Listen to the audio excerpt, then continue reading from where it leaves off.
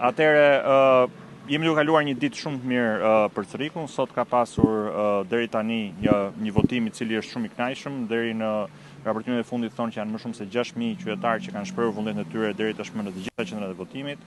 Një ditë e qetë, një ditë e mirë për demokracinë shqiptare, ku njerëzit I ftojmë sërish të dalin në numra dhe të shprehin vullnetin e tyre për zhvillimin e mëtejshëm të Cerikut. Ceriku ka pasur një periudhë të jashtëzakonshme zhvillimore vitet e fundit, por gjithashtu ka përpara më të mirën për një seri projekte shëndetshme që duhet ndodhin dhe pikërisht për këtë zhvillim, veçanërisht me fokus tek integrimi europian, I cili do të ndihet në gjithë Shqipërinë, po do të ndihet specifikisht edhe në këtë zonë me shumë projekte dhe shumë elemente.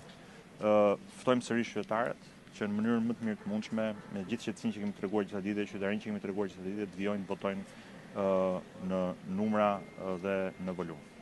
Janë evidentuar problematika në komisionet të ndryshme, mungesa komisionerësh, pjesë që opozita sipas informacioneve tuaja? Deri tani informacionet janë për shumë pak problematika, pothuajse irelevante.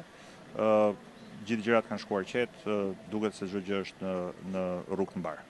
Duket sikur përsëri votimi ka qenë I ulët përse të pjesëmarrjes.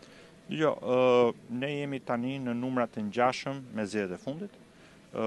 Pak diferencë ka, në zgjedhjet vendore tipikisht ka një rënje të vogël krahasimisht me zgjedhjet kombëtare.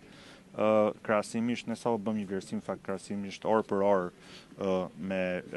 si me 2025-ën ashtu edhe me 2023-ën dhe ne jemi në numra të ngjashëm, kështu që me thënë vërtetën deri tani jemi të kënaqur me pjesëmarrjen. Nga 11 maj janë rreth 3.000 votues më shumë. A keni një përmend shumë përse? Kjo ndodh në gjithë Shqipërinë, ka një element fillestar ka të bëjë me faktin që u hoqën votuesit që u regjistruan në listën e votuesve jashtë, ata rivendosen në listë në këto zgjedhje. Kjo do thotë që listat që kemi parë në 11 maj kanë qenë lista pa emigrantët rivendosen në listë, pasi ata kanë drejtën e tyre nëse dikush do të vit votojë, është I lirë vit votojë. Pra, arsye pse shihni një numër më të vogël, jo vetëm në Cerik, por në gjithë qendrat e tjera të votimit në Shqipëri, është sepse janë rivendosur në listë emigrantët që u hoqën nga lista për listën e posaçme të diasporës.